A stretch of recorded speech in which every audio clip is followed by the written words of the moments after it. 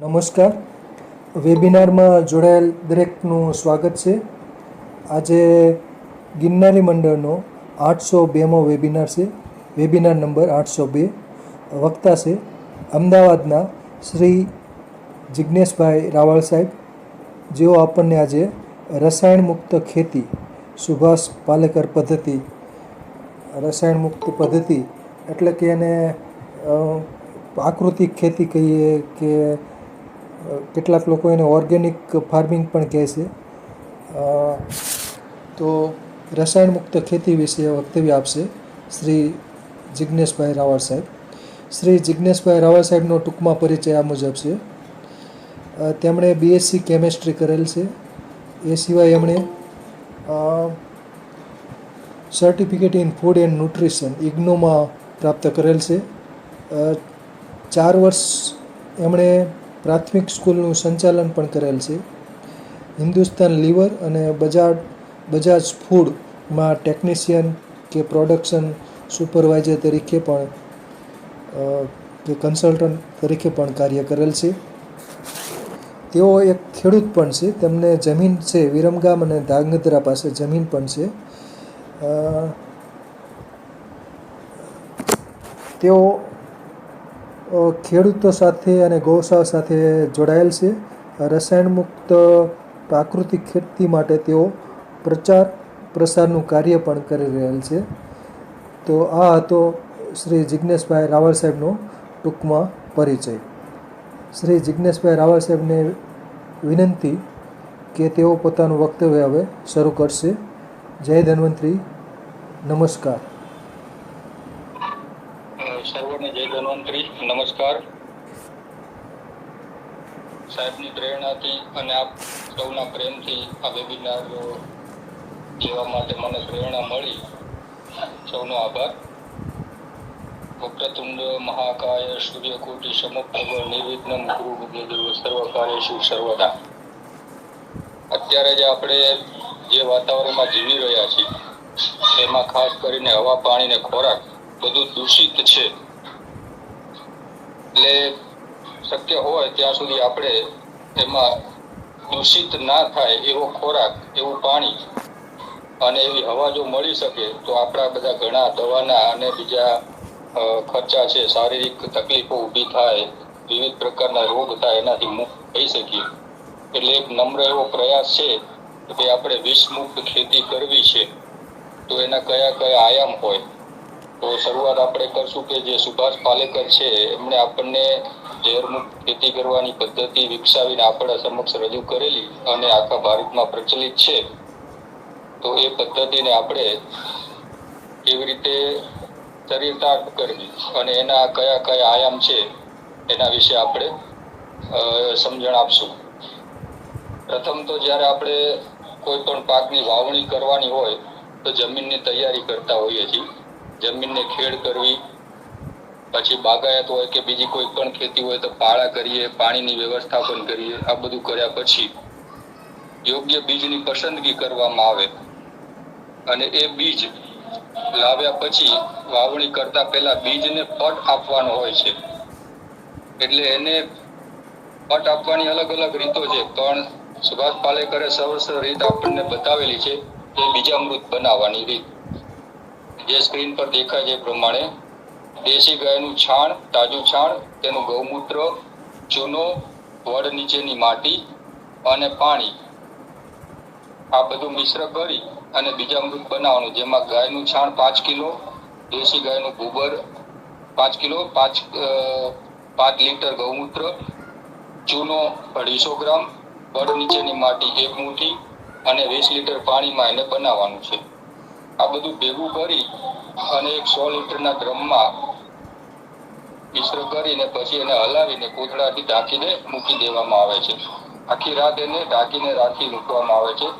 ત્યારબાદ બીજે દિવસે જ્યારે સવારે આપણે વાવણી કરવાની હોય તો બીજને આ બીજામૃતથી પટ આપવાનો થાય છે. પટ આપવાથી એ બીજની અંકુરણ ક્ષમતા વધે છે અને આની અંદર જે બી આપણે તત્વ વાપર્યા છે એ બી એના કારણે એ બીજને કોઈ ફૂગ નથી લાગતી જમીનજન્ય રોગ નથી આવતા અને બીજની કાર્યક્ષમતા વધે છે. પછી બીજને પટ આપ્યા બાદ એને છાયામાં સૂકવવામાં આવે છે અને સૂકવ્યા પછી એને વાવેતર કરવામાં આવે છે. એટલે બીજને પટ આપવાથી ઉગાવો સારો મળે છે, તેની રોગ પ્રતિકારક શક્તિ વધે છે અને એ ફૂગનાશક પણ છે. એટલે બીજ આપણા વાવેતર કર્યા હોય તો એનું ઉગવાની ક્ષમતા વધે છે અને બીજને નુકસાન જવાનું અથવા તો નિષ્ફળ જવાની ક્ષમતા ઘટી જાય છે અને એની ઉત્પાદન ક્ષમતા 80 થી 90% સુધી પહોંચે છે. ઘણા વખતે એવું બની શકે છે કે બીજ વાવ્યા પછી 50% બીજનો ઉગાવો નથી થતો, પણ એવા કિસ્સામાં જાણવા મળ્યું છે કે બીજને કોઈ પણ પ્રકારનો પટ આપ્યા વગર સીધા વાવી દીધા હોય. અત્યારે તો ઘણા કેમિકલ પણ બજારમાં અવેલેબલ છે, પણ આપણે આ શુદ્ધ સાત્વિક આપણી દેશી પદ્ધતિથી પટ આપી અને વાવેતર કરીએ તો સરસ ઉગાવો મળે છે. નેક્સ્ટ, પછીની સ્લાઇડ. હવે જ્યારે આપણે જમીનની તૈયારી કરતા હોય ત્યારે જમીનની અંદર ખાતર ઉમેરવું જરૂરી હોય છે. તો આ જીવામૃત છે એ ખાતરનું બી કામ કરે છે અને કલ્ચર અંદર જે બેક્ટેરિયા હોય છે એ બેક્ટેરિયા જમીનની ફળદ્રુપતા વધારવાનું કામ કરે છે. એટલે ઘન જીવામૃત બનાવવાની પદ્ધતિ એવી છે કે ગાયનું છાણ 200 કિલોગ્રામ લઈને છાયડામાં સૂકવી અને ચાળણીથી ગાળીને એનું ગોબર લેવાનું, તેના પર પાણી 10મા ભાગનું એટલે કે જીવામૃત બનાવીને 10મા ભાગનું આશરે 20 લીટર છંટકાવ કરી અને એને પલાળી દેવાનું.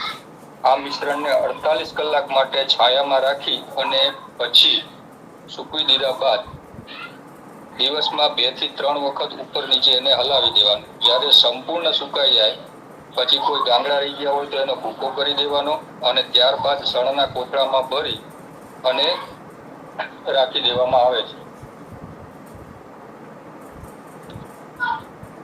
જ્યારે આપણે જમીનની તૈયારી કરી વાવણી કરવાની આવે છે ત્યારે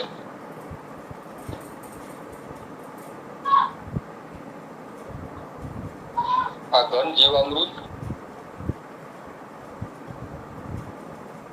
બેડ બનાવીને બનાવેલું બી હોય અને પાથરીને પણ સૂકવીને તૈયાર કરેલું હોય છે. બંને રીતે બનાવે છે અને આ ઘન જીવામૃત પ્રતિ એકરે 1000 કિલો એટલે કે 1 ટન જેટલું જમીનમાં આપવામાં આવે છે. એટલે એનાથી જમીનની અંદર પોરોસિટી વધે છે, એમાં ગોબર ને ગૌમૂત્ર જવાથી અનેક પ્રકારના પોષક તત્વો પણ મળે છે અને સાથે સાથે એમાં રહેલા બેક્ટેરિયા સૂક્ષ્મ જીવો જે પોતાની કાર્યક્ષમતા પ્રમાણે કામ કરે છે અને જમીનને સુધારે છે, જમીનને ફળદ્રુપ બનાવવાનું કામ કરે છે. Next slide. જીવામૃત આના પછી સાહેબ જીવામૃત જી. હવે સુભાષ પાલેકર જીના કહેવા પ્રમાણે જીવામૃત દુનિયાના શ્રેષ્ઠ ખાતર તરીકે ગણવામાં આવેલું છે. એને બનાવવાની પદ્ધતિ છે દેશી ગાયનું તાજું છાણ 10 કિલો, દેશી ગાયનું ગૌમૂત્ર 10 લીટર, કોઈ પણ જાતના કઠોળનો લોટ 1 કિલો, દેશી ગોળ 1 કિલો, કેમિકલ વગરનો દેશી ગોળ, વડની માટી, તળાવની વડની અથવા પીપળ નીચેની માટી 500 ગ્રામ. આ બધું મિશ્ર કરવાનું. હવે એમાં જે તત્વો લીધા છે એની ઉપયોગિતા કે જે છાણ લીધું છે ગોબર, એમાં નાઇટ્રોજન, પોટાશ, કેલ્શિયમ, મેગ્નેશિયમ, ગંધક એટલે સલ્ફર, લોહ, આયર્ન, મેંગેનીઝ, જસત, તાંબુ, બોરોન અને મોલિબ્ડેનમ આટલા તત્વો મળી શકે છે. એટલે જમીનના મોટા ભાગના પોષક તત્વો આમાંથી પ્રાપ્ત થાય છે. એ રીતે ગૌમૂત્રની અંદર nitrogen, sulphur, copper, iron, ammonia, uric acid, phosphate, sodium, potassium, manganese, carbon, calcium, salt, minerals, vitamin A, B, C, D, lactoenzymes, humic acid, cytokine ને હાઇડ્રોક્સાઇડ જેવા તત્વો પણ મળી શકે છે. એટલે એ પણ જમીન માટે ખૂબ જ ઉપયોગી પુરવાર થાય છે. કઠોળનો લોટ જે લઈએ છીએ એની અંદર પ્રોટીન અને ફાઈબર હોય છે, એટલે એ જે ગાયના ગોબર અને ગૌમૂત્રના બેક્ટેરિયા હોય એના માટેનો એક ખોરાક બને છે. અને દેશી ગોળ જે ખાય અને બેક્ટેરિયા પોતાનું વંશ વેલો વધારે છે, એટલે બેક્ટેરિયા 2 ના 4, 4 ના 8 એ રીતે ડબલની માત્રામાં મલ્ટીપ્લાય થતા હોય છે. જ્યારે વડ નીચેની માટી અથવા તળાવની માટી અથવા કોઈ વૃક્ષ એવું છે કે જેની નીચે છાંયો છે ને જ્યાં કેમિકલનો છંટકાવ થયો નથી એવી માટી જો લેવામાં આવે તો એ માટીમાં પુષ્કળ પ્રમાણમાં બેક્ટેરિયા જોવા મળે છે. એટલે એ માટી લેવાથી આ કલ્ચરમાં મિશ્ર કરતા જીવામૃતમાં નાખતા એની સંખ્યા ઉત્તરોત્તર વધતી જોવા મળે છે. હવે જે આ જીવામૃત બનાવીએ છીએ, જીવામૃત શિયાળાનો સમય હોય તો 4 થી 6 દિવસ જેવું લાગે છે અને ઉનાળાના સમયમાં 3 થી 4 દિવસમાં તૈયાર થઈ જાય છે. આ બધી જ વસ્તુ 200 લીટર પાણીમાં મિશ્ર કરી મોટા ડ્રમમાં મૂકી મિશ્ર કરી અને એને ઢાંકી દેવાનું. રોજ ઘડિયાળની દિશામાં 2 થી 3 વખત એને હલાવવાનું સવાર સાંજ. અને તૈયાર થઈ ગયા પછી ઝીણા કપડાથી ગાળીને દોરિયા તેમજ ડ્રીપમાં આપી શકાય છે. પાણીના પંપમાં જે છંટકાવ કરીએ છીએ એમની સાથે લઈ અને છંટકાવ પણ કરી શકાય છે. જ્યારે પંપમાં લઈને છંટકાવ કરવાના આવે ત્યારે એક પંપમાં 2 થી 2.5 લીટર જીવામૃત લઈ અને પાક પર છંટકાવ કરવામાં આવે છે. ડ્રીપમાં ડ્રમ મૂકીને સીધું ડ્રમ દોરિયા સાથે મૂકી દેવાનું અથવા ડ્રીપ સાથે ચડાવી દેવાથી સમગ્ર ખેતરમાં પહોંચી જાય છે. અને જીવામૃતમાં ખાસ વસ્તુ એક ધ્યાન રાખવાની કે એને કોઈ પણ રસાયણ સાથે વાપરવાનું નહીં, નહીતર એની અંદરના સૂક્ષ્મ તત્વો અને આ જે બીજા સૂક્ષ્મ જીવો છે એ નાશ પામે છે. બીજું કે જીવામૃત દર 15 દિવસે આપવું પડે. કઠોળ પાક, ધાન્ય પાક, ફળજાત શાકભાજી કે કંદમૂળ કોઈ પણ પાકમાં આ જીવામૃત આપી શકાય છે. ઇવન આપણે કોઈ પણ પશુ માટે જે ઘાસચારો વાવ્યો હોય એમાં પણ આ જીવામૃત વિપુલ પ્રમાણમાં આપી શકાય છે. ત્યાર પછી નેક્સ્ટ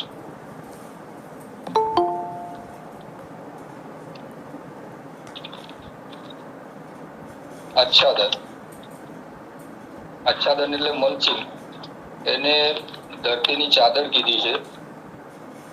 જ્યારે આપણે વાવણી કરીએ છીએ, વાવી દીધા પછી પાળા પદ્ધતિ કે જે બી પદ્ધતિથી ખેતી કરી હોય અને જે પાક વાવ્યો હોય એને અંકુરિત થઈ અને પાન બહાર આવી ગયા હોય એના, તો એના ઢાળ પર અથવા તો જમીન પર ખુલ્લી જમીને ઢાંકી દેવાનું. અને એ ઢાંકવા માટે ઘઉંનું કુવળ, બાજરીનું ભૂસું કે સૂક્ષ્મ તત્વો, ડાળી, ડાકડા, પાંદડા એવી બધી વસ્તુથી વધારેમાં વધારે જમીનને ઢાંકવામાં આવે છે, જેથી જમીનની નીચે રહેલા નિંદામણ જન્ય જે બી બીજ પડ્યા હોય અથવા નિંદામણ ઉગવાની શક્યતા ઘટી જાય છે.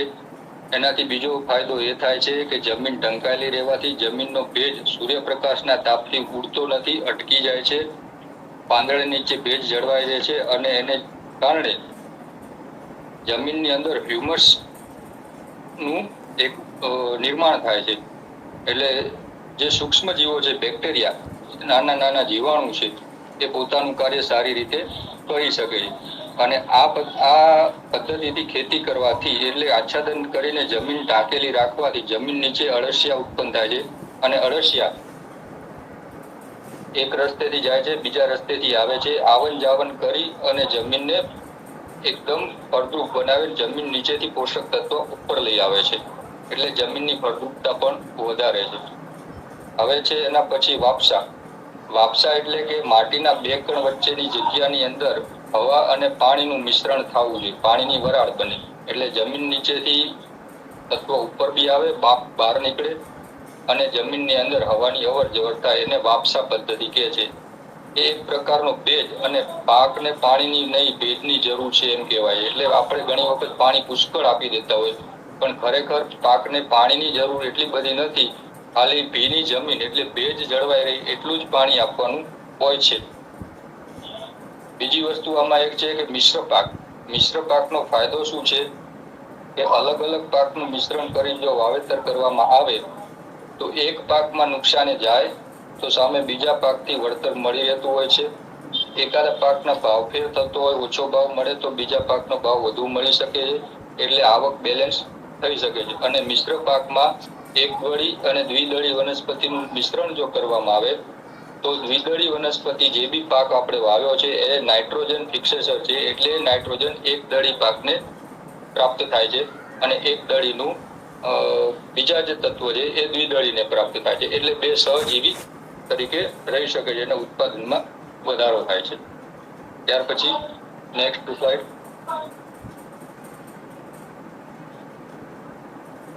હા, આપણે આગળ જોયું હ્યુમસ. હ્યુમસ એટલે શું? હ્યુમસ એટલે હવા, ભેજ અને જમીનનું ચોક્કસ મિશ્રણ.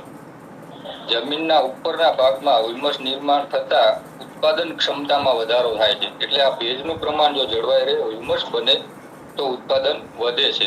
એટલે વધારે પાણી પણ આપવાની જરૂર પડતી નથી, ઓછા પાણી આપણે પાક લઈ શકીએ છીએ. હવે આ હ્યુમસ નિર્માણ ક્યારે થાય?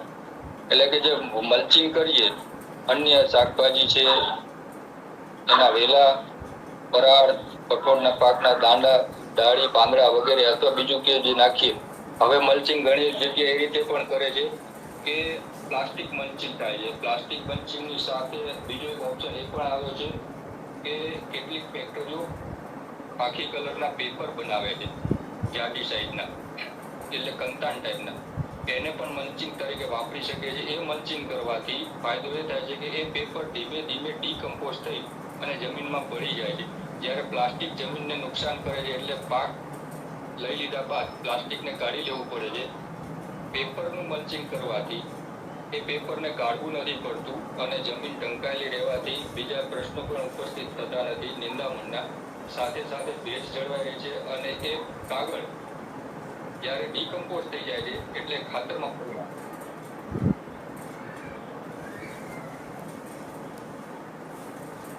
હવે મલ્ચિંગ થી બીજો ફાયદો એ છે કે જમીન જ્યારે ઢંકાયેલી રહે છે અને જમીન ઉપર અંધારું રહે, ઠંડક રહે, એવા વાતાવરણમાં બધા જ પ્રકારના જે પોષક તત્વો છે એ બેક્ટેરિયા અને અળસિયા જમીનની નીચેથી ઉપર લાવી આપે છે અને પાકના મૂળને લભ્ય કરાવે છે. એટલે જમીનના જે તત્વો છે એ જ પાકને પ્રાપ્ત થઈ જાય છે.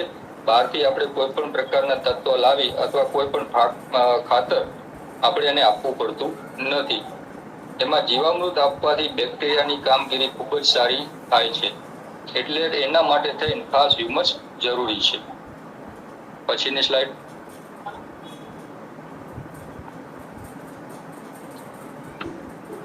સપ્ત ધાન્ય અંકુર.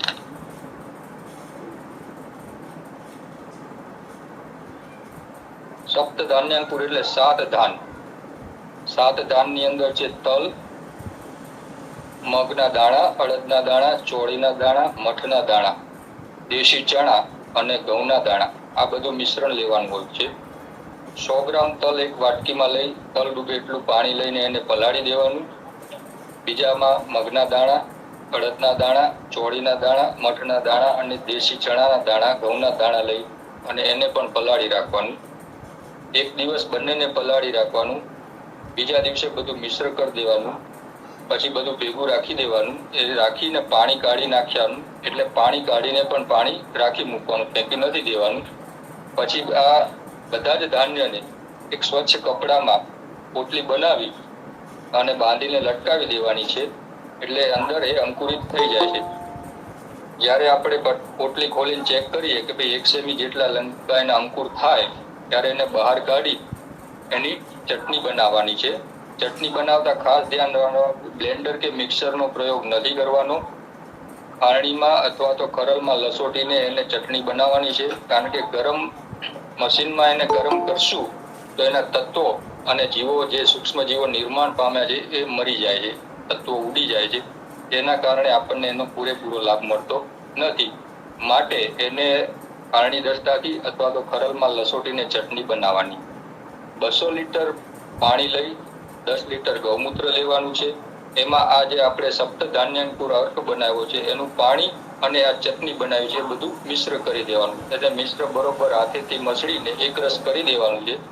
સરસ લાકડાના હાથા વડે એને હલાવી કોથળાની ઢાંકી 2 દિવસ મૂકી રાખવામાં આવે છે. પછી આની લાઈફ છે 48 કલાકે.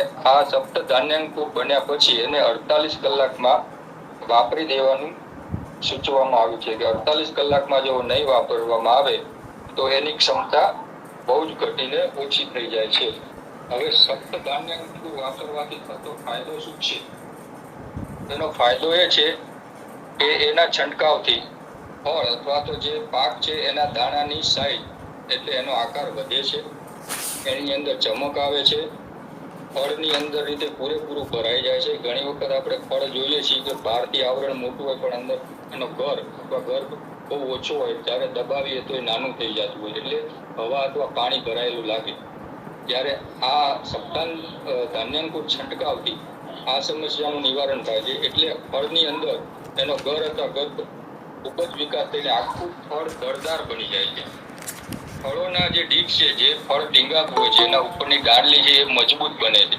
જેનાથી ઘણી વખત શું થાય કે ભાઈ ફળ ઉગ્યું, ફળ આવ્યું ને પડી ગયું, એવી ઘણી સમસ્યાઓ થતી હોય છે. એના નિવારણ માટે સપ્ત ધાન્યાંકુર ખૂબ જ ફાયદાકર છે. જ્યારે ફૂલ કળી અવસ્થામાં હોય ત્યારે પણ એને જો છાંટવામાં આવે તો ફૂલોની સંખ્યા પણ સારી અને ખૂબ સારા, ચમકદાર અને મોટા જોવા મળે છે. એનો ઉપયોગ કરતી વખતે કેટલા પ્રમાણમાં વાપરવું, તો પ્રતિ એકરે 200 લીટર સપ્ત ધાન્યાંકુર અર્કનો છંટકાવ કરવાનો. લીલા શાકભાજી, પાલક, મેથી આ બધાની અંદર પણ એનો છંટકાવ કરી શકાય છે. શાકભાજીમાં ખાસ કરીને વિશેષ વપરાય છે. 200 લીટર પ્રતિ એકર છંટકાવ કરવાનો જણાવવામાં આવેલું છે. અને આના ઉપયોગથી ઉત્પાદન ક્ષમતા વધે છે. ઘણા બધા રોગ સામે પ્રતિકારક ક્ષમતા પાકની અથવા તો ફળ જે બી આપણે ખેતરમાં છે એની ક્ષમતામાં વધારો જોવા મળે છે. ત્યાર પછી નેક્સ્ટ,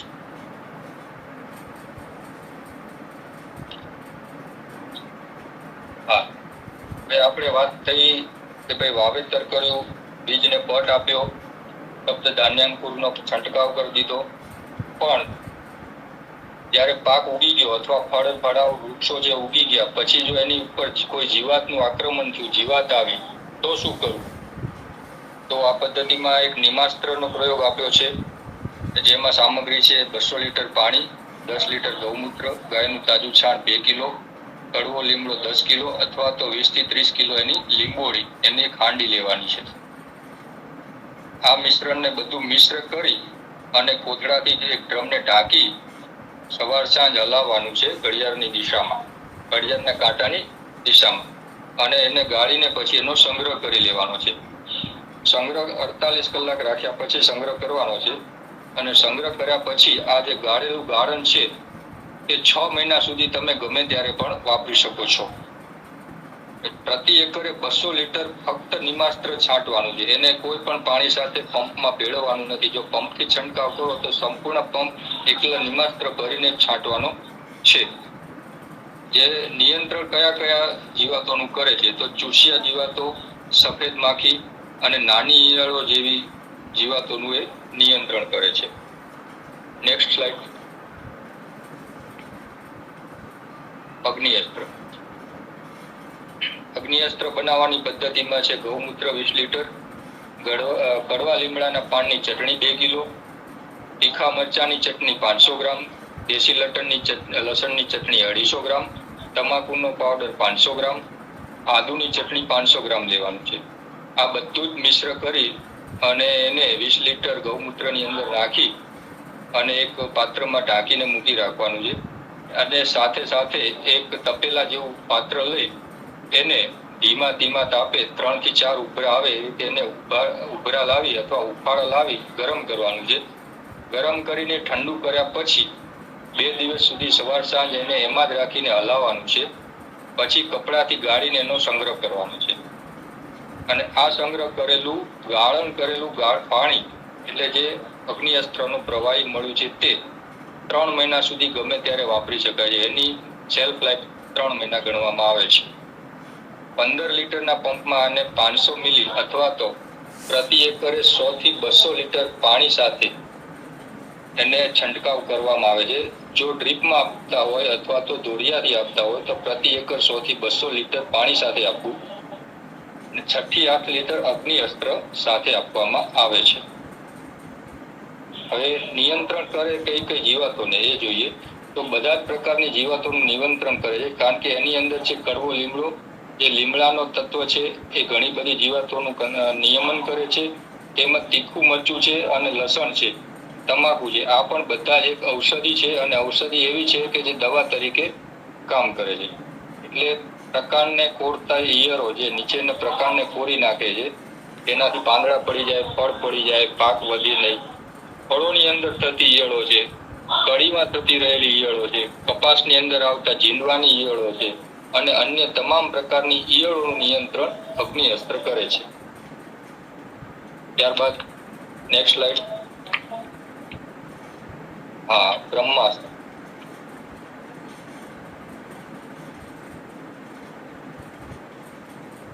બ્રહ્માસ્ત્રમાં 20 લીટર ગૌમૂત્ર, કડવા લીમડાના પાનની ચટણી 2 કિલોગ્રામ, કરંજના પાનની ચટણી 2 કિલોગ્રામ, એરંડાના પાનની ચટણી 2 કિલોગ્રામ, ધતુરાના પાનની ચટણી 2 કિલોગ્રામ, સીતાફળના પાનની ચટણી 2 કિલોગ્રામ લેવામાં આવે છે. આ બધું જ મિશ્ર કરી ગૌમૂત્રમાં એ મિશ્રણને તપેલામાં અથવા એવા પાત્રમાં ઢાંકીને ધીમા તાપે 3 થી 4 ઉપર આવે એટલું ગરમ કરવાનું અને પછી ઠંડુ કરીને એને ગાળી લેવું. 2 દિવસ સુધી સવાર સાંજ હલાવવાનું છે. દરેક પ્રવાહી અથવા તો જે આપણે દવા માટે બનાવતું છંટકાવ કરવાની વસ્તુ જે બી બનાવીએ છીએ, કોઈ પણ પ્રવાહી, બેક્ટેરિયા કલ્ચર, જીવામૃત હોય અથવા તો આ જે બાયોપેસ્ટિસાઇડ બનાવે, દરેકને ઘડિયાળની દિશામાં ફેરવવું ખાસ જરૂરી છે. હવે એને સંગ્રહ ક્ષમતા છે 6 મહિના સુધી, એટલે કે આ ગાળ્યા રાખ્યા પછી એને 6 મહિના સુધી રાખી શકાય છે અને 6 મહિનામાં જ્યારે પણ જરૂર પડે ત્યારે ગમે ત્યારે એનો છંટકાવ કરી શકાય છે. છંટકાવ કરવા માટે 15 લીટરના પંપમાં 500 મિલીલીટર બ્રહ્માસ્ત્ર લેવું અથવા તો ધોરિયા પદ્ધતિ કે ટપકમાં આપતા હોય તો પ્રતિ એકર 100 થી 200 લીટર જાય જમીનમાં, એ રીતે એને આપવામાં આવે છે. 100 થી 200 લીટર પાણીમાં 6 થી 8 લીટર બ્રહ્માસ્ત્ર નાખીને એને પાણી સાથે અથવા તો ડ્રીપમાં ટપકમાં વહેતું કરવામાં આવે છે. હવે એ નિયંત્રણ કઈ જીવાતોનું કરે છે તો મોટી ઈયળો અને ચૂસિયા જીવાતનું નિયંત્રણ કરે છે. ત્યારબાદ નેક્સ્ટ સ્લાઇડ.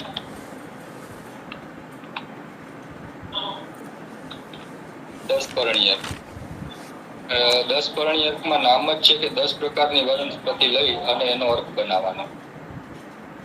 200 લીટર પાણી, 20 લીટર ગૌમૂત્ર અને 2 કિલોગ્રામ છાણ એને મિશ્ર કરી અને ભરી રાખવાનું. ત્યારબાદ એને લાકડીથી હલાવી અને ડ્રમને ઢાંકી દેવું, ડ્રમમાં લઈને.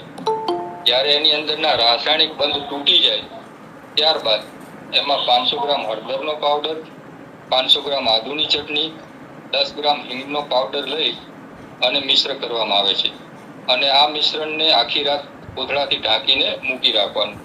ત્યારબાદ બીજા દિવસે આ મિશ્રણને 1 કિલોગ્રામ તીખા મરચાની ચટણી, 500 ગ્રામ દેશી લસણની ચટણી, 1 કિલોગ્રામ તમાકુનો પાવડર વગેરે નાખીને ફરીથી મિશ્ર કરવાનું અને આ મિશ્રણને ઢાંકીને છાંયે મૂકી દેવાનું. અને ખાસ ધ્યાન રાખવાનું કે વરસાદ અથવા તડકો એમાં ના લાગે, વરસાદનું પાણી ન પડે અને સીધો તડકો ના લાગે. ત્યારબાદ ત્રીજા દિવસે આ મિશ્રણને એની અંદર 2 કિલોગ્રામ કડવા લીમડાની ડાળીઓ, 2 કિલોગ્રામ કરંજના પાન, 2 કિલોગ્રામ એરંડાના પાન, 2 કિલોગ્રામ સીતાફળ અથવા રામફળના પાન, 2 કિલોગ્રામ ધતુરાના પાન, 2 કિલોગ્રામ બીલીના પાન, 2 કિલોગ્રામ નગોરના પાન, 2 કિલોગ્રામ તુલસીની ડાળી, 2 કિલોગ્રામ ગલગોટાના ફૂલ અથવા છોડ અથવા પાન, 2 કિલોગ્રામ કડવા કારેલાના પાન, 2 કિલોગ્રામ પપૈયાના પાન, 2 કિલોગ્રામ આકડાના પાન, 2 કિલોગ્રામ કરંજના પાન, 2 કિલોગ્રામ આંબાના પાન, 2 કિલોગ્રામ જામફળના પાન, 2 કિલોગ્રામ હળદરના પાન, 2 કિલોગ્રામ આદુના પાન, 2 કિલોગ્રામ કરેણના પાન, 2 કિલોગ્રામ દેશી અથવા રામબાવરના પાન, 2 કિલોગ્રામ બોરડીના પાન, 2 કિલોગ્રામ કુવાડિયાના પાન, 2 કિલોગ્રામ જાસૂદના પાન, 2 કિલોગ્રામ સરગવાના પાન. આ બધું મિક્સ કરી અને ખૂબ હલાવી ઢાંકીને રાખી દેવું. ઉપરોક્ત જે વનસ્પતિઓ કીધી એ દરેક મળે તો ભલે અને ન મળે તો ઓછામાં ઓછી 5 વનસ્પતિ આમાંથી લેવાની જણાવવામાં આવેલી છે. એટલે 5 વનસ્પતિ અને ઉપરની બીજી થઈને કુલ 10 પ્રકારની વનસ્પતિ ભેગી થતા 10 પરણી અર્ક આપણે તૈયાર થાય છે. અને જો આ બધી જ મળે તો 10 પરણીને બદલે અનેક પરણી અર્ક એને કહી શકીએ છીએ આપણે, તો એ વિશેષ લાભદાયી નીવડે છે. ત્યારબાદ આ મિશ્રણને પાણીથી ડુબાડેલું રાખવામાં આવે છે અને 30 થી 40 દિવસ સુધી છાયામાં ઢાંકીને રાખી મૂકવામાં આવે છે અને રોજ સવાર સાંજ ઘડિયાળના કાંટાની દિશામાં એને હલાવવામાં આવે. ખાસ ઢાંકવાનું મહત્વ એટલે છે કે એમાં બહારથી કોઈ જીવાત કે કચરો પડે નહીં અને આપણને જે અર્ક કે જીવામૃત કે જે બી બનાવેલું છે આપણે નિમાસ્ત્ર, અજમાસ્ત્ર કે બ્રહ્માસ્ત્ર, એને ઢાંકવાનું મહત્વ એટલું છે કે બહારની જીવાત પડે નહીં, બહારનો કચરો કે ધૂળ પડે નહીં અને આપણને સારી વસ્તુ પ્રાપ્ત થાય અને આપણે સારું એનું પરિણામ મેળવી શકીએ. છંટકાવની પદ્ધતિમાં એવું છે કે 15 લીટર પાણીમાં 500 મિલી 10 પરણી અર્ક લઈને છંટકાવ કરવો અથવા તો 100 થી 200 લીટર પાણીમાં 6 થી 8 લીટર 10 પરણી અર્ક લઈ પ્રતિ એકરે એને ડ્રેન્ચિંગ અથવા એટલે ટપક પિયતમાં અથવા તો ધોળિયા સાથે આપી દેવું. આની સંગ્રહ ક્ષમતા 6 મહિના સુધીની કહેવામાં આવેલી છે, એટલે 6 મહિના સુધી આ અર્ક રહી શકે છે. આપણે એને જાળવીને રાખ્યો હોય તો 6 મહિનામાં જ્યારે પણ જરૂર પડે ત્યારે વાપરી શકીએ છીએ. કઈ કઈ જીવાતનું નિયંત્રણ કરે છે? તો એ બધા જ પ્રકારની જીવાતો માટે નિયંત્રણ રૂપ છે. ઈયળો અને થ્રિપ્સનું ખાસ નિયંત્રણ કરે છે. ત્યાર પછી નેક્સ્ટ સ્લાઇડ.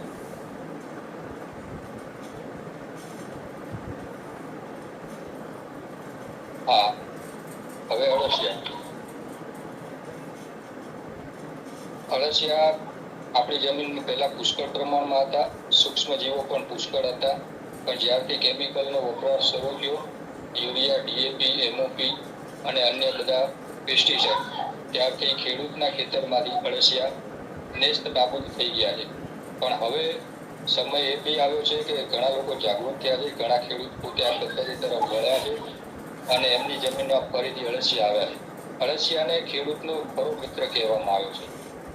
અળસિયાના 16 લક્ષણો હોય છે, જેમાં એ અળસિયું માટી જ ખાય છે, બીજું કોઈ વસ્તુ ખાતું નથી. માટી ખાઈ અને એનું જે અગાર નીકળે છે એ પૌષ્ટિક હોય છે, એની અંદર ઘણા બધા પોષક તત્વો હોય છે.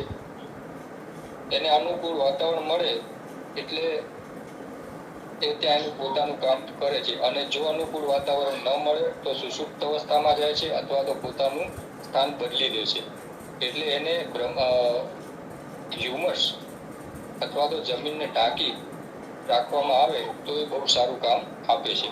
અળસિયા 24 કલાકની અંદર 7 વખત જમીનમાં ઉપર આવે છે અને બીજા માર્ગે નીચે જાય છે. એટલે અળસિયાની એક ખાસિયત છે કે એક રસ્તેથી આવે છે અને બીજા રસ્તેથી જાય છે.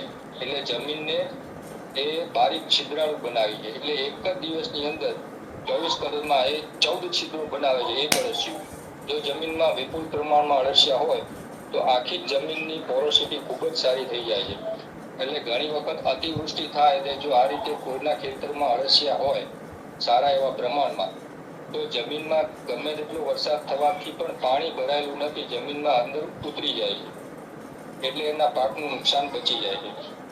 હવે અળસિયાના બીજા ગુણધર્મોમાં છે કે એ જે માટી ખાય છે એ માટી કરતા જેને ખાધેલું છે એના કરતા જે એનું અગાર નીકળે છે અથવા એનું જે મળ નીકળે છે એ સામાન્ય માટીના જે પ્રમાણમાં નાઇટ્રોજન છે એના કરતા આના ત્યાગ કરેલા મળમાં 7% નાઇટ્રોજન વધારે છે, ફોસ્ફરસ 9% વધારે છે, પોટાશ 11% વધારે છે, ચૂનાનું પ્રમાણ 6% વધારે છે, મેગ્નેશિયમનું 8% વધારે છે અને સલ્ફરનું પ્રમાણ 10% વધારે છે. એટલે સામાન્ય માટીથી અળસિયાથી મળેલા તત્વો અથવા એની અગારમાંથી નીકળેલા પોષક તત્વો જે બી કહીએ એને આટલા પ્રમાણમાં આ તત્વોનો વધારો કરીને આપણને આપે છે. એટલે જમીનને જરૂરી સૂક્ષ્મ તત્વો વિપુલ માત્રામાં છે જે અળસિયા આપણને નીચેથી ઉપર લાવીને આપે છે અને જમીનને સુજલામ સુફલામ બનાવે છે. ત્યાર પછી નેક્સ્ટ સ્લાઇડ. મિશ્ર પાક પદ્ધતિ. મિશ્ર પાકમાં એવું છે કે અત્યારે ખેડૂતો કોઈ પણ એક જ પાક લઈ રહ્યા છે. એક પાકથી એમને નુકસાન ક્યારેક એવું જાય છે કે અતિવૃષ્ટિ થાય અથવા તો દુષ્કાળ પરિસ્થિતિ નિર્માણ થાય તો જરૂરી એને ઉત્પાદન મળતું નથી, ખેડૂતને ખર્ચ પણ નીકળતો નથી. તો એવી સ્થિતિમાં જો મિશ્ર પાક પદ્ધતિ અપનાવેલી હોય તો એને એક પાકમાં નુકસાન જાય તો બીજા પાકથી ફાયદો થાય છે. અને સહજીવી પાક લીધા હોય જેમ કે એક દળી અને દ્વિદળી સાથે વાવેતર કરેલું હોય. એક દળ એટલે બાજરો, જુવાર જે ધાન્ય અને દ્વિદળી એટલે મગ, અડદ જેવા કઠોળ, એમાં મગફળી પણ લઈ શકાય છે. એનું વાવેતર કરવાથી એક દળવાળા છોડને નાઇટ્રોજન દ્વિદળીવાળી વનસ્પતિ અથવા તો પાકથી પ્રાપ્ત થઈ શકતું. મિશ્ર પદ્ધતિથી એક પાકનો માર્કેટ ભાવ જો ઓછો મળે તો આપણે કીધું એ પ્રમાણે આંતરપાકથી બીજો પાક હોય તો એના સરભર કરી શકીએ. એક પાક નિષ્ફળ જાય તો સામે બીજા પાકથી આપણે એનું નુકસાન સરભર કરી શકીએ, એટલે કે ખેડૂત પગભર રહી શકે છે. મિશ્ર પાકમાં ગલગોટા અને સૂર્યમુખી વાવવા જરૂરી છે, કારણ કે ગલગોટા અને સૂર્યમુખી એવું છે કે કોઈ પણ જીવાત આવે છે, ઉદા આવે કે ઈયળો એના કોષટો મૂકે તો ઉદા આવે છે એ પીળા ફૂલ ઉપર વધારે આકર્ષાય છે, એટલે પાક પર ન આવતા ગલગોટા અથવા સૂર્યમુખી નાખ્યા હોય અથવા તો રાયડો નાખ્યો હોય તો એના ફૂલ પર જઈને બેસે છે અને પાક બચાવી શકીએ છીએ આપણે. એટલે મિશ્ર પાકની અંદર ગલગોટા, સૂર્યમુખી અથવા તો રાયડો વાવવો જરૂરી છે, એટલે કે ઈયળો અને ચૂસ્યા જીવાતનો કંટ્રોલ કરી શકે. સાથે સાથે એની મૂળમાં અંદર આલ્કોહોઇડ તત્વો હોવાથી તેની મૂળ ગંડિકા જે કૃમિજા રોગ થાય છે તેની સામે પણ એ રક્ષણ આપે છે. અને ગલગોટા જેવી વનસ્પતિ જો વાવેલી હોય તો મોટા ભાગના ખેતરોમાં જે નિમેટોડનો પ્રશ્ન છે એ ગલગોટાથી હલ થઈ જાય છે એવું જાણવા મળ્યું છે. એટલે સૂર્યમુખી પણ ચૂસ્યા જીવાત સામે રક્ષણ આપતી વનસ્પતિ છે. હા, હવે જે આપણે બધી પદ્ધતિની જે આયામો જોયા એમાં લાભ એ છે કે આપણે આમાં ક્યાંય કોઈ કેમિકલ વાપરવાનું આવતું નથી, કોઈ પેસ્ટિસાઇડ વાપરતા નથી. દવા પણ જે બનાવીએ છીએ એ બાયોપેસ્ટિસાઇડ એટલે વનસ્પતિઓ અને એના પાંદડા અથવા ડાળી ડાકડા કે ફળના ઉપયોગથી બનાવીએ છીએ, એટલે એ પણ આપણને નુકસાન નથી કરતું. જે પાક ઉત્પાદન થાય છે એના પર છંટકાવ કરીએ છીએ તો પણ સંપૂર્ણ જૈવિક છે. જમીનને આપણે દૂષિત નથી કરતા, જમીનમાં યુરિયા કે પેસ્ટિસાઇડ નથી નાખતા, એટલે જમીન પણ દૂષિત નથી થતી અને જમીન પર ઉગેલો પાક આપણને સંપૂર્ણ સાત્વિક અને પૌષ્ટિક પ્રાપ્ત થાય છે.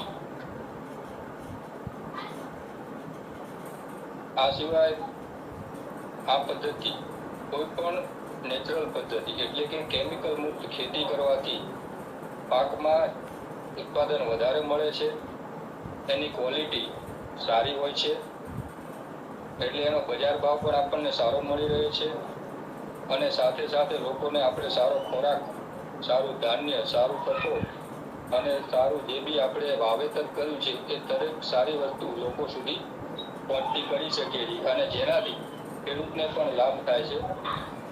ઓવરઓલ સાર્વત્રિક રીતે જોઈએ તો આપણે આપણા દેશ માટે અને પર્યાવરણ માટે એક સારું કાર્ય કરી શકીએ છીએ.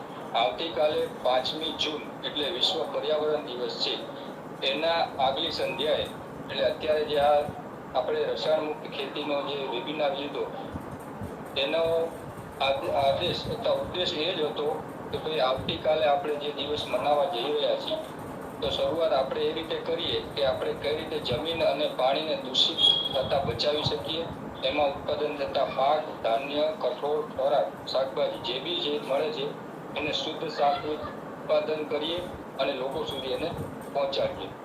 આ હું મારું વક્તવ્ય પૂર્ણ કરું છું. કોઈને કોઈ સવાલ જવાબ હોય તો પૂછી શકે છે. મારી જ્ઞાન પ્રમાણે હું જવાબ આપવા પ્રયત્ન કરીશ. જેમની પ્રેરણા વેબિનાર તૈયાર કરીને રજૂ કર્યો છે જિગ્નેશભાઈનો બી આભાર અને અન્ય સાથે જોડાયેલા મિત્રો જે મને સારો સાથ સહકાર આપ્યો તમામનો અહીં આભાર માનું.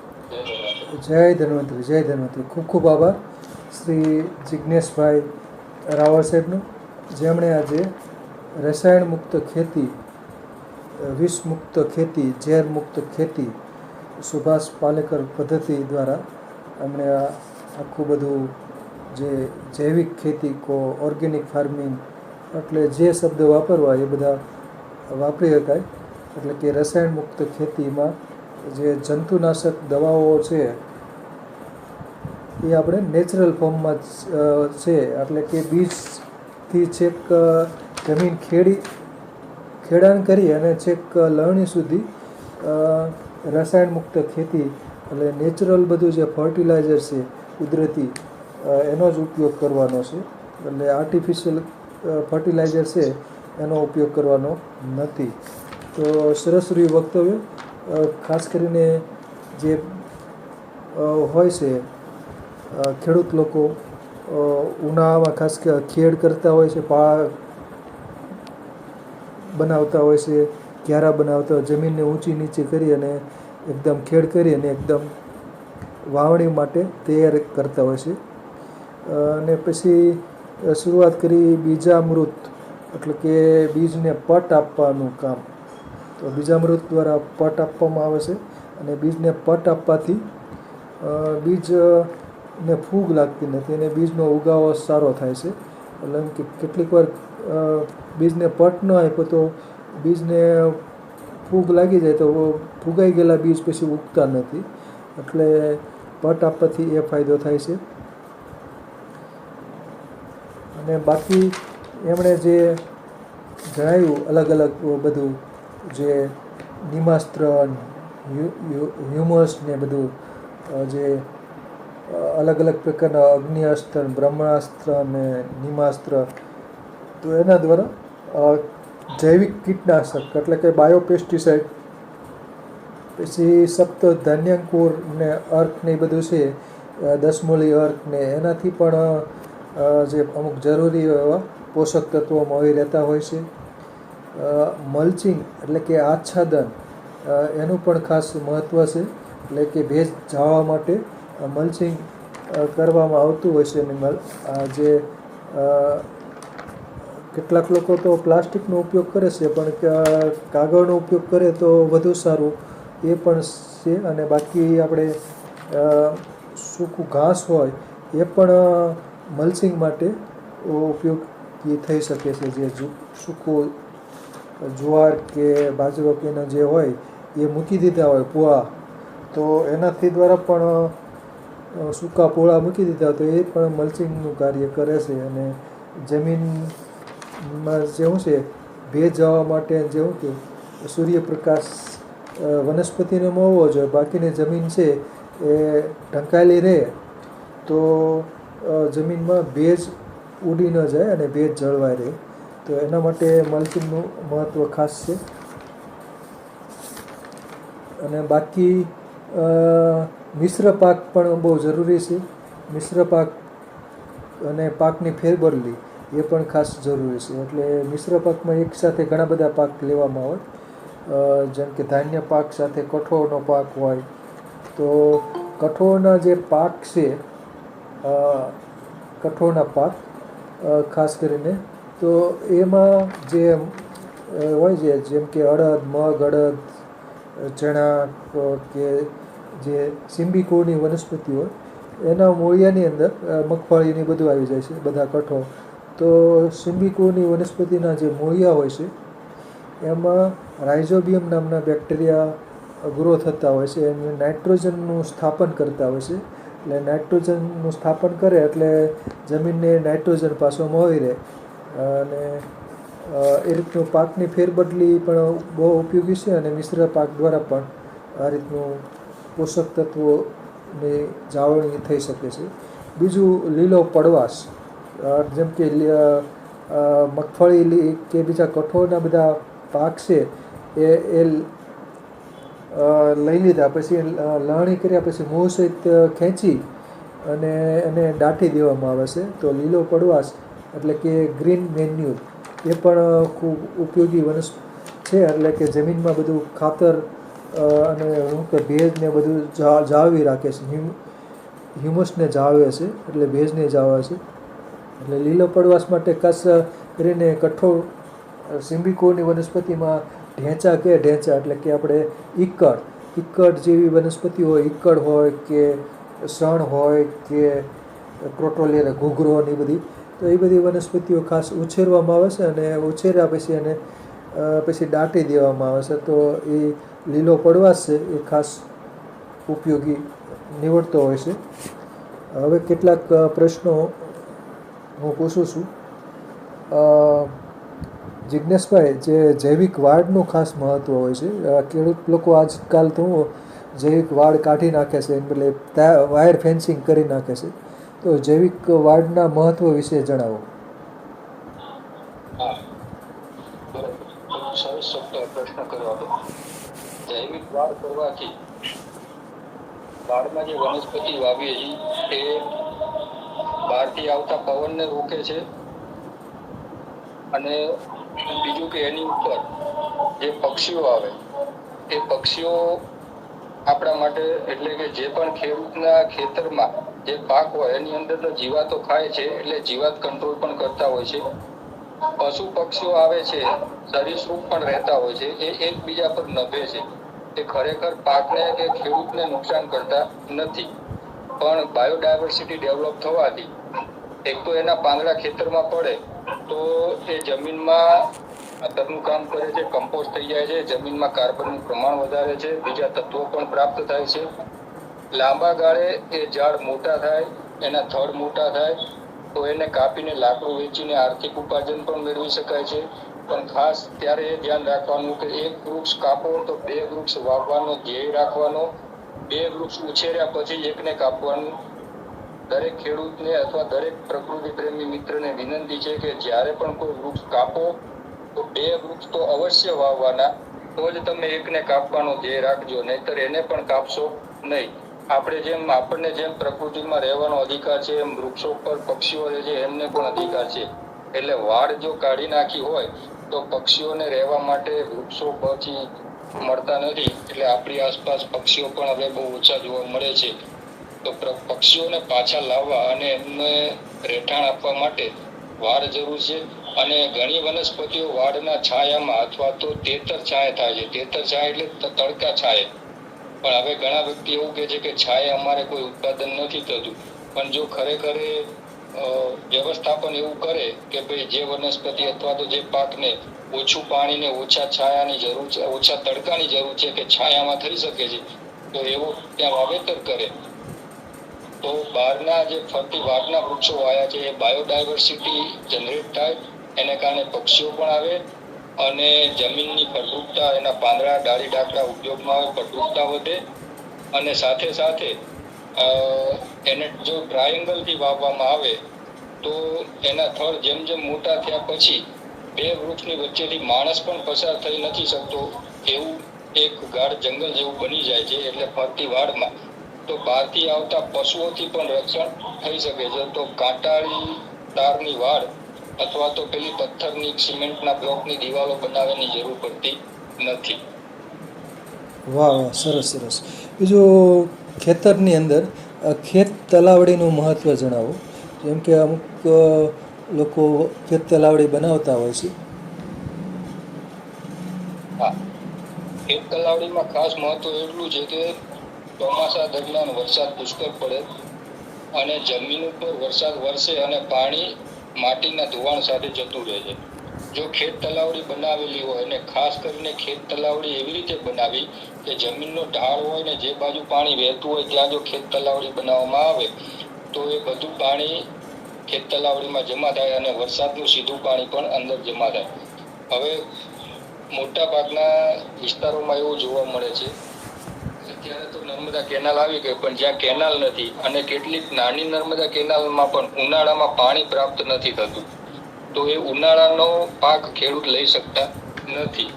પણ જો ખેતરની અંદર ખેત તલાવડીનું નિર્માણ કરેલું હોય તો એક તો એ માટી જે નીકળે તલાવ કરવાની, એ માટી જ ખેતરમાં ઉપયોગમાં આવી શકે છે અને માટીની ફળદ્રુપતાનો લાભ ખેડૂતને મળી શકે છે. પાણી સંગ્રહ કરેલું હોય તો એ પાણી જ્યારે આપણી પાસે પાણીની જરૂરિયાત ઊભી થાય, કેનાલનું પાણી આવતું હોય બંધ થઈ જાય અથવા તો બોરમાંથી પાણી આવતું ઓછું થઈ જાય, તો એ ખેત તલાવડીનું પાણી આપણે વાપરી શકીએ છીએ. બરાબર છે, સરસ. બીજું ખેત તલાવડીમાં કોમ્પોસ્ટ ખાતર બનાવવું હોય તો બની શકે? ખાતર માટેનું જે કરવું હોય. ખેત તલાવડીમાં જો પાણી ભરો તો ના થાય, પણ એમને એમ જો ખાડો જ રાખો તો એને કમ્પોસ્ટ ખાતર બનાવવામાં તમે વાપરી શકો છો. બરાબર છે. તો આખી ખેત તલાવડીથી કુવા અને બોર રિચાર્જ થઈ જાય. હા, એ જમીનમાં પાણીનું સ્તર પણ ઉપર આવે છે. બરાબર છે, બરાબર, સરસ સરસ. બીજું ખેતી માટે ગાયનું મહત્વ જણાવો. હા, ગાયનું ખાસ મહત્વ છે. એક તો ગાયમાં આપણે એવું કહીએ છીએ કે 33 કોટી દેવતા, એટલે 33 પ્રકારના ગણો કે 33 કરોડ ગણો, જે પણ વ્યક્તિ પોતાની રીતે જે ગણે. ગાયની અંદર એક તો ધાર્મિક દ્રષ્ટિએ જોઈએ તો આપણે પાસે અડધું ફરતું મંદિર આપણા ખેતરમાં છે.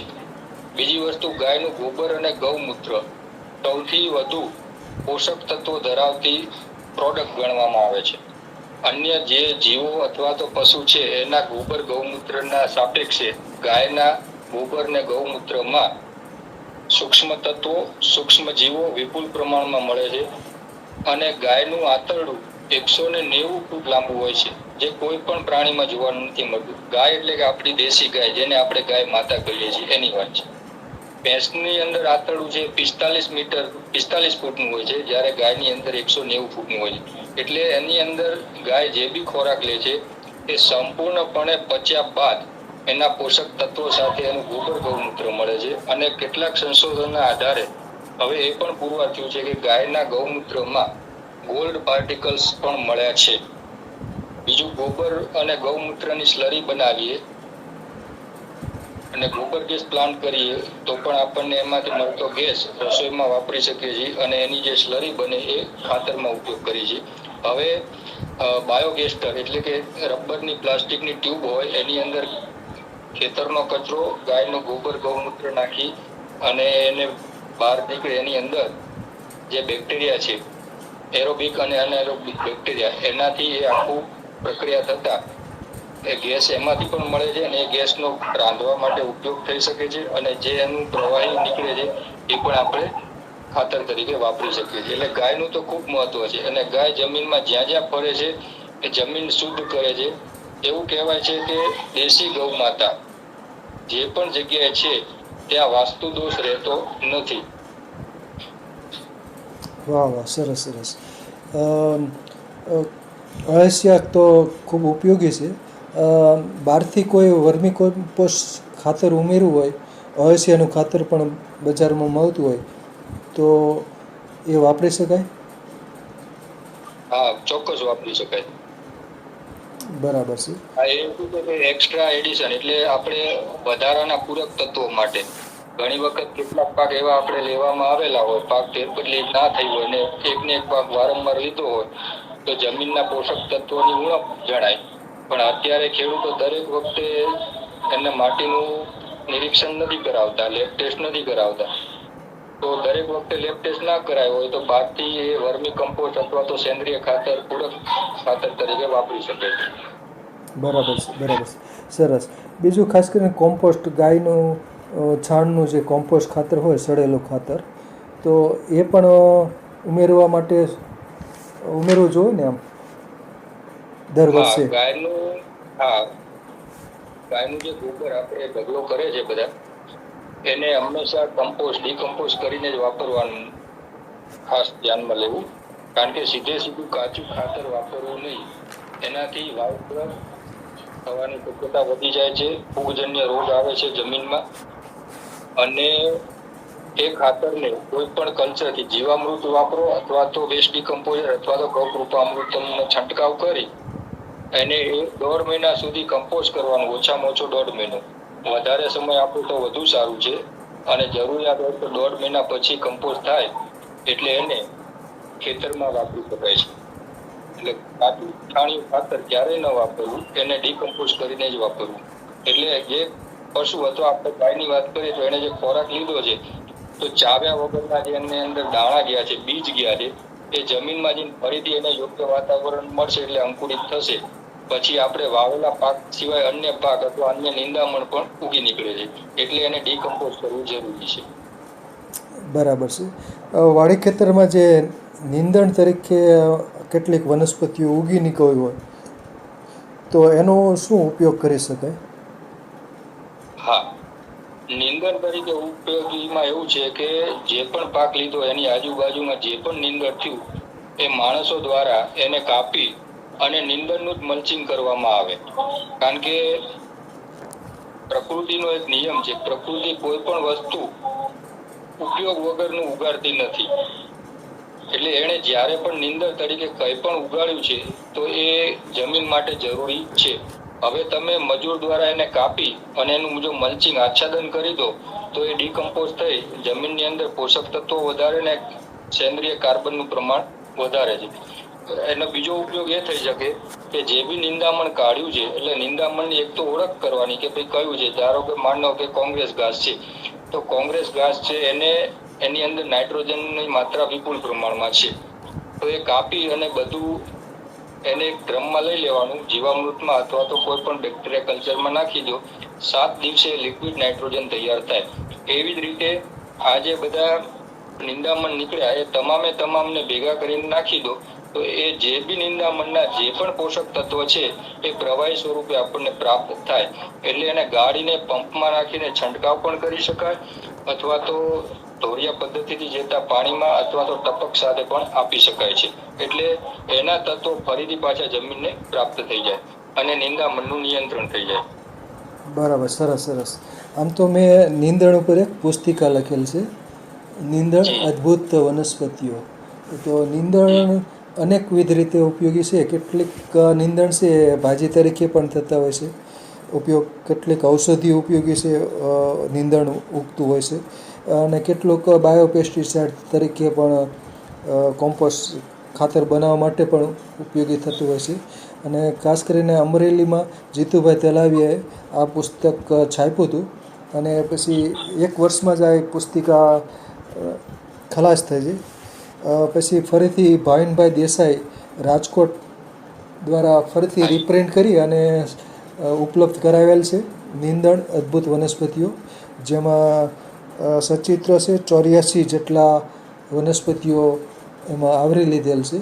આમ તો નીંદણ તો ઘણા બધા થતા હોય છે, અને અમુક પાક સ્પેસિફિક નીંદણ પણ થતું હોય છે. જેમ કે ચોમાસું પાકના નીંદણ અલગ હોય, શિયાળુ પાકમાં નીંદણ અલગ થતા હોય છે.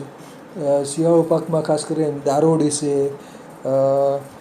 એવી બધી વનસ્પતિઓ છે શિયાળુ પાકમાં થતી હોય છે, દારોડી હોય કે બીજી જે ચીલ છે. તો અમુક વનસ્પતિ છે શિયાળામાં નીંદણ તરીકે થાય છે, અમુક ઉનાળુ પાકમાં પણ અમુક નીંદણ જોવા મળતા હોય છે. દુધાળી સોનકી, દારોડી એ શિયાળામાં નીંદણ તરીકે થતી હોય છે, અને અમુક તો પિયત થતું હોય ત્યાં વધુ નીંદણ થતા હોય છે. તો નીંદણનો છે એને શું કે નીંદણનાશક દવાઓ છાંટવા કરતાં એને શું છે ખાસ કરીને એને ખોદી અને એનો વિવિધ હેતુસર એનો ઉપયોગ થઈ શકે. ખાદ્ય ઉપયોગિતા થાય, ઔષધિ ઉપયોગિતા થાય, બાયોપેસ્ટિસાઇડ તરીકે પણ ઉપયોગ થઈ શકે છે. એટલે નીંદણ છે અનેકવિધ રીતે ઉપયોગી છે.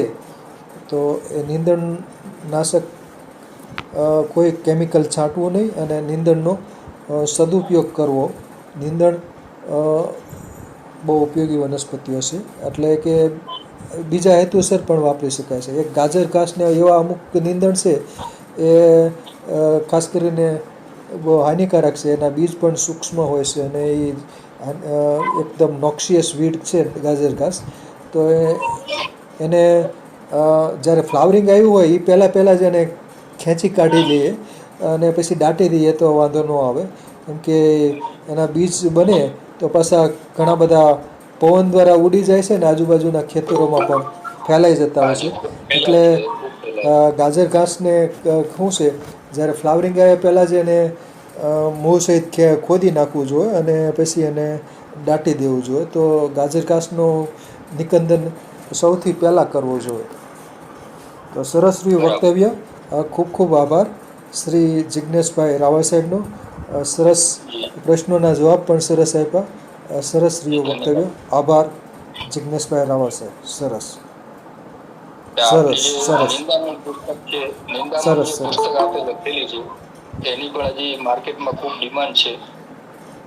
હજી જો પ્રાપ્ત થઈ શકે તો આપને વિનંતી છે કે એવા કંઈક પ્રયત્ન કરશો કે હજી લોકોને એની જરૂરિયાત છે. બરાબર છે. એ ભાવિનભાઈ દેશ બોલો ભાવિનભાઈ. હા, નિંદણ ને અત્યારના મુકેશભાઈ તાપાને તમે લખશો એટલે બધાને મુકેશભાઈ સુધી પાસે પહોંચી ગયું છે અને એમની કુરિયર સર્વિસ છે એ બહુ ક્વિક છે. મારે થોડીક એમાં તકલીફ થતી હોય છે મારા કાર્યના કારણે, એટલે બધા મુકેશભાઈ ને પુસ્તકો છે એ ઘણા બધા એમની પાસે પડેલા છે અત્યારના. એટલે મુકેશભાઈ પાસેથી બધાને મળી જશે. મુકેશભાઈ ની પાસે એ 4 ચૂક લઈ શકો. ચોક્કસ ચોક્કસ. બહુ સરસ વિચાર્યો, ખૂબ મજા આવી. અને વિશ્વ પર્યાવરણ દિવસના અનુલક્ષીને તો વધારે આનંદ, બહુ આનંદ થયો, બહુ મજાનો. જી જી ધન્યવાદ. સરસ સરસ સરસ સરસ સરસ સરસ.